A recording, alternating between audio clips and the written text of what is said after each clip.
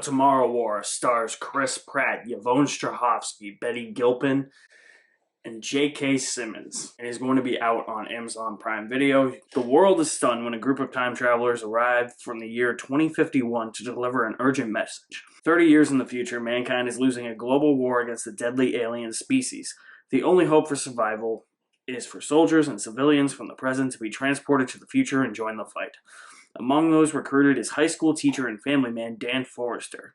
Determined to save the world for his young daughter, Dan teams up with a brilliant scientist and his estranged father in a desperate quest to rewrite the fate of the planet. Paramount sold the rights to this to Amazon Studios, and Amazon is now just dumping it on streaming, and I can see why Paramount sold it. Fortunately, The Tomorrow War is very bland and basic. One of the most generic action films I have seen this year. Not even the cool premise can save this. This movie is honestly a discount version of a whole bunch of different sci-fi films, ranging but not limited to Terminator, Edge of Tomorrow, Independence Day, and Starship Troopers. The best thing I can say about The Tomorrow War is the design of the alien creatures, and there were some cool kills. And it did get a little bit more gory in terms of how the humans kill the aliens for a PG-13 rated action sci-fi thriller that involves alien invasions. Other than that, I can't really recommend this movie. This was a chore to get through, especially since the movie is 2 hours and 20 minutes and has no business being 2 hours and 20 minutes. A lot of this runtime is devoted to time-wasting dialogue. Characters talk about things and you wonder in your brain, why the hell are we talking about any of this? This has nothing to do with the actual story.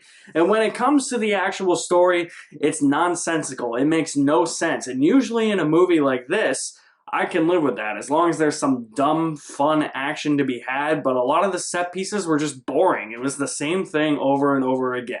It was rinse, wash, repeat. All they do is go into these buildings or go into a city street or go into some far off place and just fight aliens the entire movie. Yeah, it was cool. Like I said, it was cool seeing the aliens on screen and the different alien design that you had in this movie compared to more recent films involving aliens and how those are designed. But that's just not enough for me. It had to be dumb fun. Watching the same thing happen over and over again. The repetitive nature of this film just made me uninterested. And minor spoilers here because I'm coming back around to the plot as to why I was disinterested in it. Apparently this movie has an excuse for this time-traveling device called the Dark Link, the Deep Link, Deep Fake, whatever the hell it's called. And its excuse is that this thing can only allow these people to travel to this point in time. They're trying to prevent a war in the future. Wouldn't you think that this device would allow them to travel back in time to prevent wars in the past? Like, why don't you try and prevent World War II? Stop Hitler from creating global genocide. Why don't you travel back in time to 2001? Prevent 9/11. The movie clearly did not think about this. Not to mention, Chris Pratt looks really disinterested in this film, which is a shame because he's an executive producer. And talking about the acting, I don't think anybody gives a single good performance in this. Chris Pratt literally looks like he is tired and bored on set. Yvonne Strahovski is given a lot of speeches and she delivers them poorly. Betty Gilpin has really nothing to do in this movie, and J.K. Simmons is just here collecting a paycheck. It's a paycheck movie for J.K. Simmons, and yay! He got paid, and like, trying to find other stuff to do in between Spider-Man movies. You should have known this movie wasn't really his tempo. Going back to the action set pieces for a minute, what really made me disinterested in these action set pieces as well is the fact that you can clearly tell that they built giant set pieces on a huge soundstage. Probably at Pinewood Studios, where they film a lot of the Bond films, and because it's the biggest soundstage in the world. But it was clear to me that they weren't filming a lot of these set pieces on location. There were other scenes that were definitely filmed on location. The more quiet moments, the more family man moments were definitely filmed on location, but when it came to action set pieces, it was definitely a soundstage thing. And you could tell that they were just trying to walk through environments that weren't real and were recreated on a computer because there was a giant green screen in back of a lot of these props, and it was too obvious. It was noticeable for me. I don't know if anybody else was going to notice it, but it bothered me that a movie like this could be this lazy. Just film it on location. Maybe they couldn't do it because of the pandemic. Maybe they had to resort to filming it on a giant soundstage.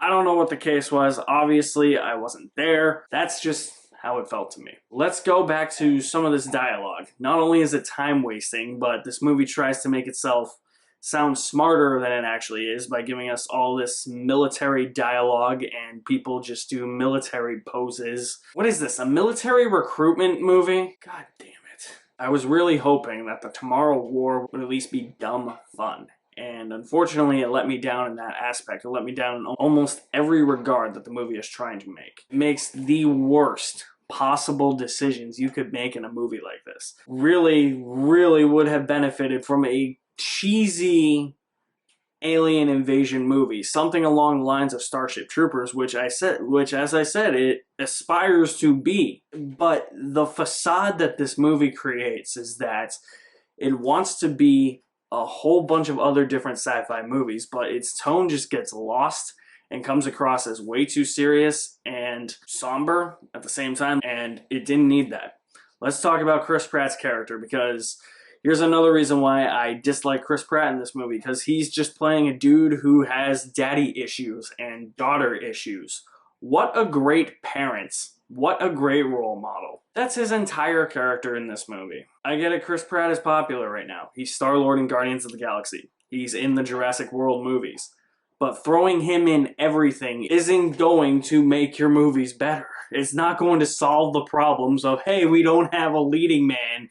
Let's just cast Hollywood's hottest star right now and throw him in this movie. He shelled out dollars for the production for this movie, and that's what makes it even more disheartening. I am going to say, because of the alien design, some gore involved with the aliens that I wasn't expecting for a PG-13 alien invasion movie, you will probably like the Tomorrow War if you like eating stale popcorn. Alright guys, so that's my review of the Tomorrow War. It is out on Amazon Prime. If you want to check it out, go right ahead, but I lost interest. Sorry, guys. So whatever you thought of the Tomorrow War, drop me some feedback in the comment section below. I will be leaving my link to my website in the description below as well. You guys are the best. Thank you for watching. My name is Alex Madden, and I'll see you at the movies somewhere.